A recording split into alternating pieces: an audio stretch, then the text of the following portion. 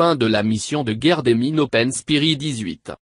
Du 14 au 24 mai 2018, les chasseurs de mines, CMT, Croix du Sud et Eridan ont participé à Open Spirit 18, entraînement multinational annuel de localisation et de contre-minage d'engins historiques au large des pays baltes.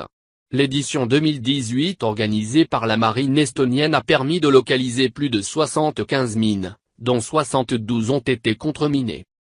La Croix du Sud et l'Eridan ont réalisé à eux deux, en 11 jours, 60 interventions par plongeur, 47 interventions par poisson autopropulsé, PAP, et 14 contre-minages.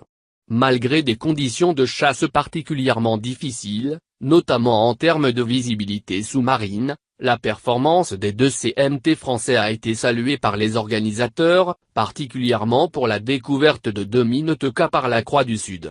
C'est la première fois qu'un chasseur de mines français localise ce très rare type de mine allemande de la Première Guerre mondiale.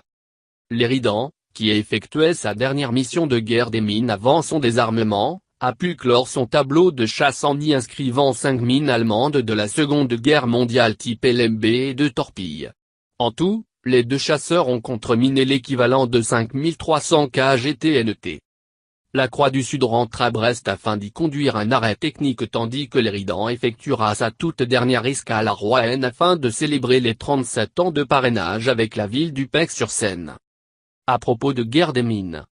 La France possède dans le domaine de guerre des mines une expertise reconnue qui joue un rôle majeur pour la crédibilité de la dissuasion, la sûreté de nos approvisionnements tant dans nos approches que lors des transits ainsi que pour notre capacité d'intervention. La guerre des mines est une capacité majeure de la Marine nationale car elle participe à l'ensemble des missions de la Marine.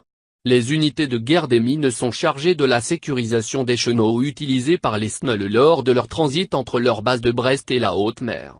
Elles doivent également en cas de menace particularisée, être en mesure de maintenir l'accès à un port d'intérêt vital et se tenir prêtes à assurer le libre accès au port allié.